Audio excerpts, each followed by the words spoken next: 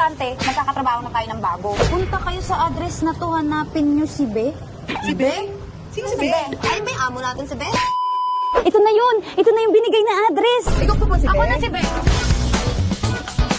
Ay, kami po yung bagong tindera po. Manang!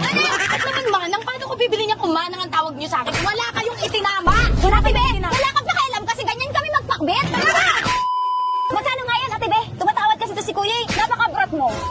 Yung nag-ano siya, tawad siya ng tawad. Barap ninyo. Thank you, ganun. Lumayas na kayo sa harap ko. You are all fired! Ba't kayo nandyan? Sabi niyo, polis kami sa harap niyo. Dito likod nyo kami. Etong katrabaho natin, tayo tatlo lang nagtatrabaho, hindi siya nagtatrabaho. Putungin na natin.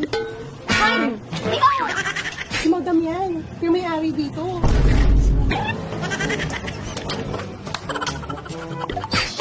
Shit.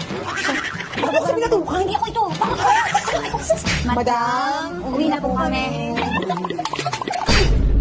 Sayang yun, oh. Ikaw kasi binatukan mo. Oh, wala ko din. Kayo ng batok dalawa. Nakita kayo. Giveaway namin. Kayo ang pinakamalakas ng batok dun sa amo natin sa time.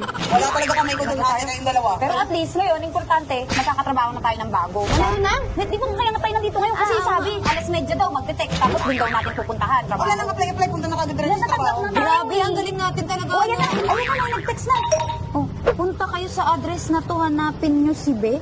Si Be? Sino si Be? Ano kaya yung bago nating trabaho? Ayun ba yung amo natin si Be? Oh, yan na daw yung bago nating trabaho. yun. Basta hanapin daw natin si Be. Ito daw Ano yung natin address. hanapin si Be? Basta natin yung address. Basta tanggapin na natin kahit anong trabaho. Kaya naman natin yun eh. Tara na. At least may trabaho na tayo. Punta na natin itong address. Hanapin natin si Be. Be? Bella? Bella? Baka Bella? Bella? Ito na yung address! Palengke tayo. So, ibig sabihin, sa palengke tayo magtatrabaho. Okay lang yan. Sanay ako. Palengkera ako eh. Kaya mo? Oo, trabaho na ako sa palengke. Ako din, sanay na sanay ako sa putikan. Kaya mo yan. Ibabaho dun. Okay lang. Parang kilikili ko lang yan. Ikaw, nagtrabaho ka na dati sa palengke. Oo. Ako, di pa ako nagtrabaho sa palengke. Pero alam ko, amoy niyan. Sanay na siya ako. Kasi yung kaibigan ko, pag na-electric pa lang yung palda niya, ayun, amoy palengke. Kaya sanay na kasi amoy ng palengke. Ayun, Linier. Okay, Okay.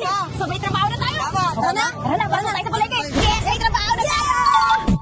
Halika na't pasukin natin ang mundo ng laro. Palengke. Here we go. Basic character.